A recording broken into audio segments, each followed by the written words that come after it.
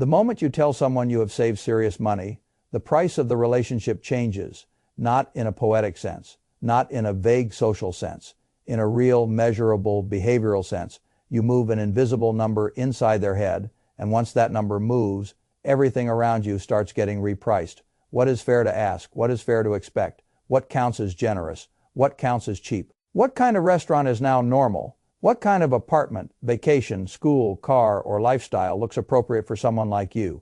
That is the part most people never understand until 10 years later, when the portfolio that should have compounded into something formidable somehow feels strangely ordinary. They think the danger was a bad investment, or a market crash, or one stupid purchase. Usually it was none of those things. Usually the real damage started with one sentence, a number at a dinner table, a confession after a couple of drinks, a casual comment to a friend, a moment of pride that felt harmless. Then the money did what a surface submarine does. It stopped moving on its own terms and started moving under observation. That is the image I want in your head for this entire conversation. Wealth is a submarine. It does its best work in the dark. It compounds below the surface. It builds options precisely because it is not announcing its location to every ship on the water. The moment it rises high enough for everybody else to get a clean reading on it, the mission changes, stealth disappears, freedom of movement shrinks, and suddenly things that used to be effortless become expensive. That is how I want you to think about financial silence, not as a personality trait, not as some dramatic rich man mystery, as a practical wealth strategy, because once you save real money, silence is no longer just a preference. It is a form of asset protection. Now let me say what this is not. This is not about lying to your spouse. It is not about deceiving your accountant, your attorney, or the people who are legally required to know what they must know in order to protect you. It is not paranoid nonsense about everybody coming for your savings. That is childish. This is about something much more grounded and much more expensive. The behavioral mechanics by which visibility destroys compounding. And those mechanics are so reliable that once you understand them, you will never talk about your numbers casually again. People love telling themselves that if others know what they have, the only risk is that somebody might ask for money. That happens, yes. But it is not the biggest cost. The bigger cost is subtler. You change, your spending changes, your self-image changes, your definition of what feels normal changes, and because most of that happens gradually, the investor almost never notices the leak while the leak is happening. He only notices the result. The compounding that should have been there is not there. The optionality that should have been building did not build as fast as it should have. The life that felt like it was finally opening up somehow became more rigid, more expensive, and less free. That is the disappearing act I want to explain. And it begins with something the public keeps calling lifestyle creep. I have never liked that phrase. Creep sounds too soft. It sounds accidental and slow and maybe even harmless. What is actually happening is closer to a ratchet. And a ratchet matters because it only moves one way. Every time you make a visible financial upgrade, you click the mechanism one notch forward. A nicer car, a better apartment, the annual trip that becomes part of the identity, the watch, the table where the appetizers cost $28, and everybody has quietly agreed that this is now the kind of place your group goes. Each upgrade looks small enough to defend by itself, and that is why the trap works. Nobody ruins himself with one absurd cartoon purchase. He ruins himself by stacking 100 individually reasonable things that all pass the same stupid test. Can I afford the monthly payment? Can I clear the check this month? Can I absorb the cost without visible pain right now? That is not a wealth question. That is a cash flow question. Wealth is a different question. Wealth asks what those choices are doing to your future freedom, your savings rate, your optionality, and the compounding base that should be quietly getting stronger while nobody is looking.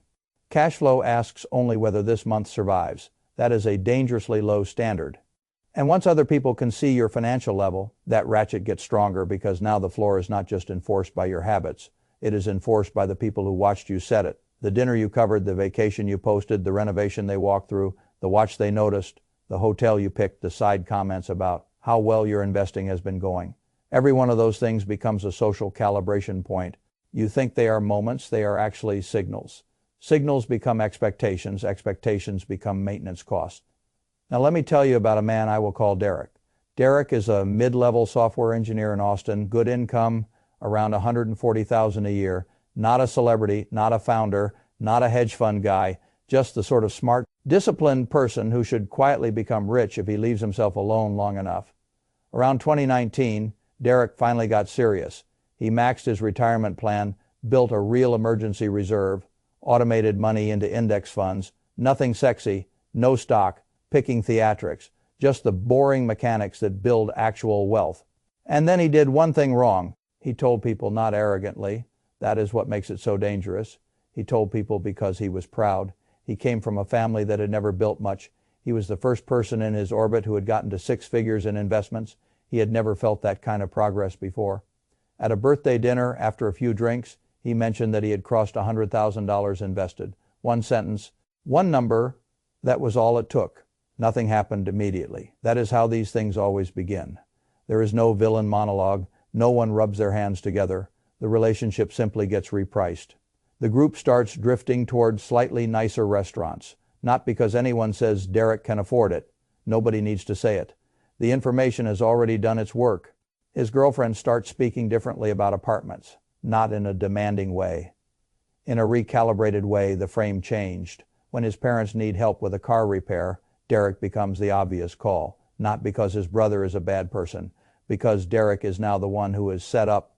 That phrase destroys more compounding than most bear markets. He is set up. Do you hear what that means? It means the identity has been priced into the social system, and once you are priced in, you start paying maintenance. What Derek discovered is what most people discover too late. The biggest cost of financial visibility is not that people ask you for money. It is that you start spending money without being asked because the identity you created makes generosity. Upgrading and absorbing the difference feel like the path of least resistance. That is what drains wealth. Not extortion gravity, social gravity. You become the guy who can handle it, the guy who should get the nicer place, the guy who should not make a fuss about splitting the bill evenly, the guy who can help, the guy who can absorb the little thing, and because each one of those little things is emotionally easier than saying no, they keep happening. That is what makes the leak so hard to stop. There is no dramatic turning point, only a steady stream of small decisions that all feel socially smoother than resistance. Now, economists have cleaner language for part of this. Richard Thaler's work on mental accounting is useful here. People do not treat money as perfectly interchangeable in practice. They sort it, label it, emotionally assign it. And one of the most dangerous invisible categories, once you become visibly successful, is the cost of being who people now think you are. That cost will not appear in your budgeting app. It will appear in behavior. It will appear in what you do not fight, what you quietly cover, what you stop objecting to, what you let become normal, simply because reversing it would require a conversation you no longer feel positioned to have. That is how the ratchet keeps moving. But there is something even more expensive happening underneath that. This is where the problem stops being social and becomes neurological. The moment you publicly identify at a certain financial level, your own brain starts helping the trap along. That is one reason this is so hard to escape. People believe they are only managing other people's expectations. They are also managing their own identity. And identity is one of the most expensive line items in adult life. Once you have signaled that you are the person with money, your spending starts getting filtered through a new internal question. Does this match who I am now? That question is incredibly costly, because suddenly the budget choice does not merely feel cheaper. It feels inconsistent. The modest hotel does not just feel less luxurious. It starts feeling out of alignment with the version of you that others now carry in their heads and that you have begun carrying in your own. The used car does not just feel practical. It starts feeling like a contradiction. The smaller gift does not just feel smaller. It feels below the level you have publicly established. This is identity consistent spending. And once it starts, it is astonishingly expensive because it is mostly subconscious. You do not say to yourself, I need to protect the image. You just find yourself choosing the more expensive option again and again because it produces less internal friction. That friction is the tax. Here is the number that should frighten you. If financial visibility costs you even $400 a month in identity, consistent spending, and I think $400 is conservative in many professional circles, then over 30 years at 7%, you are not just spending money, you are vaporizing future freedom. That leak compounds into hundreds of thousands of dollars, not from one bad investment, from maintaining a picture. And in higher income circles, the number is rarely only 400, it is 800, 1200, sometimes more. The world loves to say you earned it whenever someone spends upward. Maybe you did earn it. That is not the right question. The right question is whether you bought something that actually improved your private life or whether you bought something whose primary job is to keep your visible identity consistent. Those are two completely different purchases, and almost nobody is honest enough to separate them cleanly. Now let me show you another mechanism, because this is where the trap becomes almost elegant in its cruelty. Dennis Diderot figured this out centuries ago, and people still keep repeating it. Diderot got a windfall, bought a luxurious scarlet robe, and then discovered something strange. The robe made everything around it look shabby. The desk no longer matched, the rug no longer matched, the room no longer matched. One beautiful purchase had an imperious air. And suddenly the entire environment had to rise to meet it. That is the Diderot effect. The first upgrade is never the real cost. The real cost is the ecosystem that must be rebuilt around it, so the picture feels coherent. People think they bought a car number. They often bought the pressure for everything around the car to look worthy of the car. They think they bought a vacation. Number, they often bought the new standard of what vacations now feel normal enough to repeat. They think they bought a nicer watch. Number, they often bought a quieter requirement that other visible parts of the life must now keep pace. This is how whole lifestyles get re-engineered around one act of surfacing. That is why I tell people your wealth is a submarine. A submarine does not paint itself bright colors so the surface fleet can appreciate it. Its power depends on staying hard to track. The moment it surfaces and starts broadcasting location, all the advantages that came from stealth begin disappearing.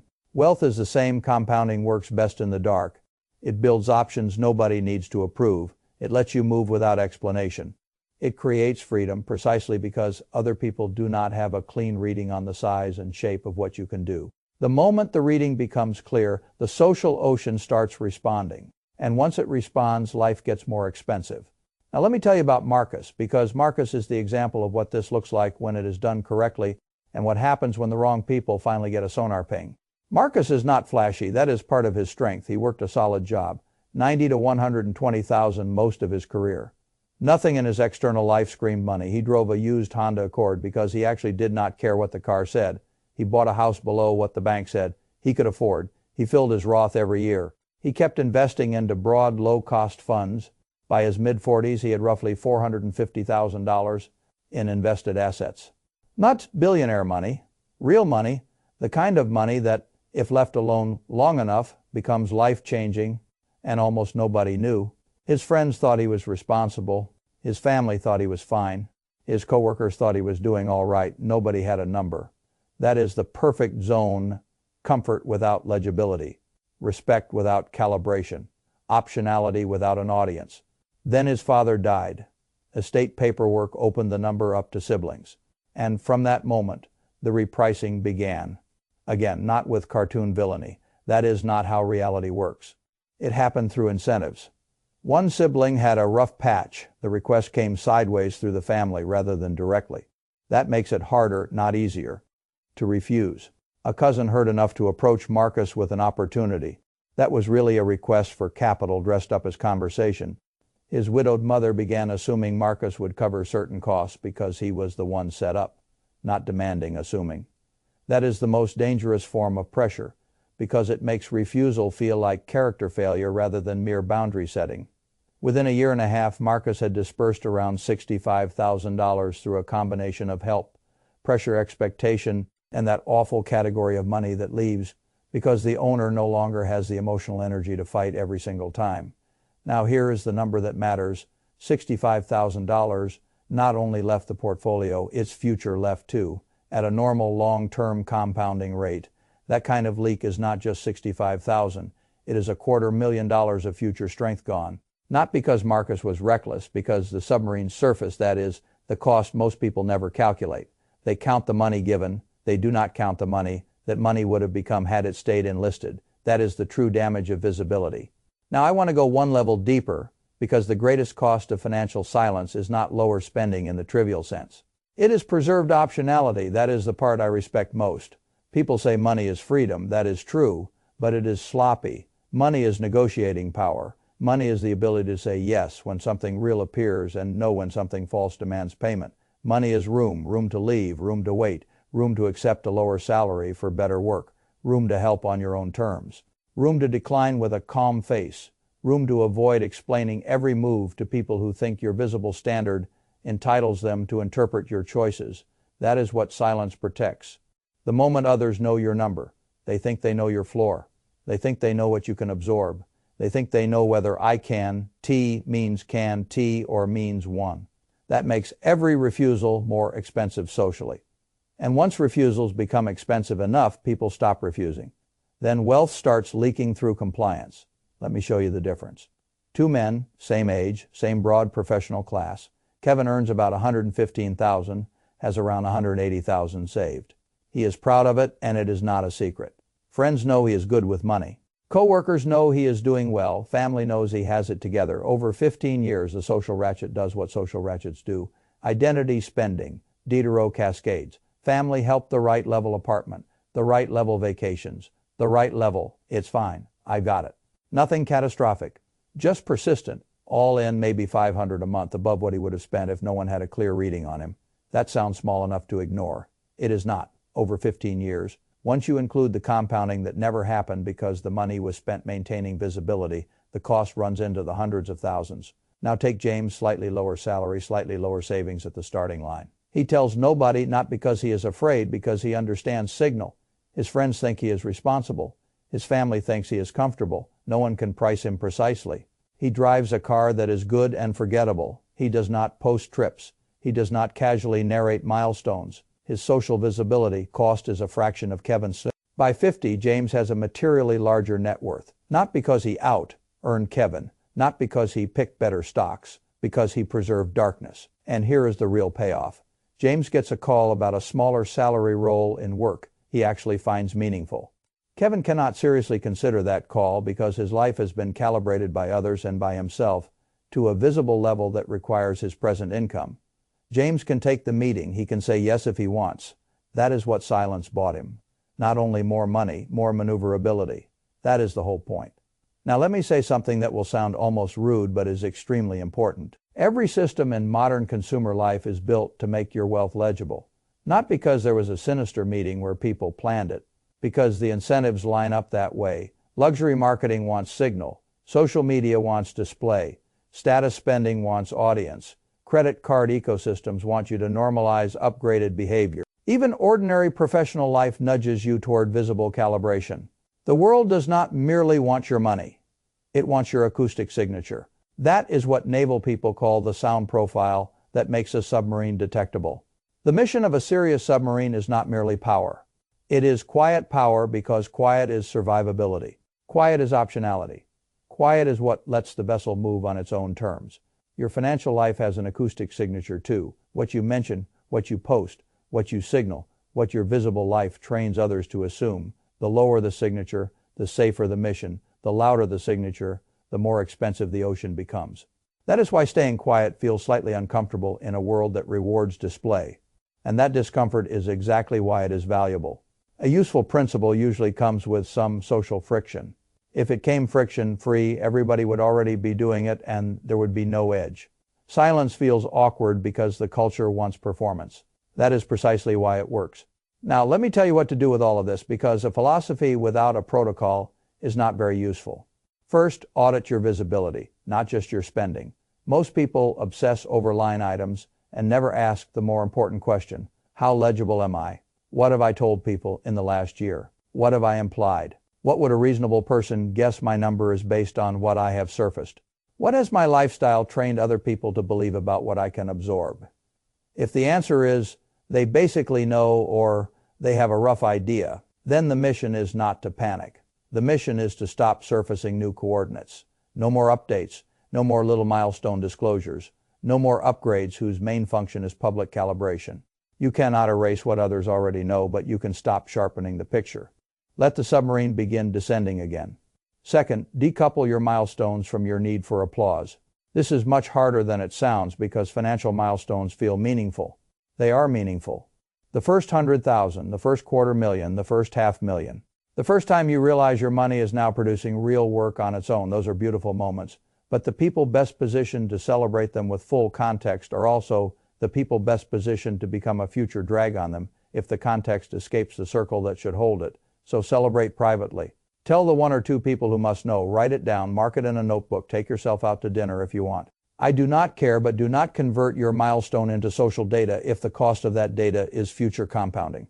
Recognition is expensive. Third, build what I call the invisible floor. not the emergency fund everybody knows exists in some vague way. I mean the number you know and almost no one else does. The liquid reserve that gives you the ability to absorb pressure, reject nonsense, help selectively, change jobs, leave bad situations, and sit through volatility without needing permission from anybody else. Expectations, this invisible floor is one of the great luxuries in life because it changes how you carry yourself.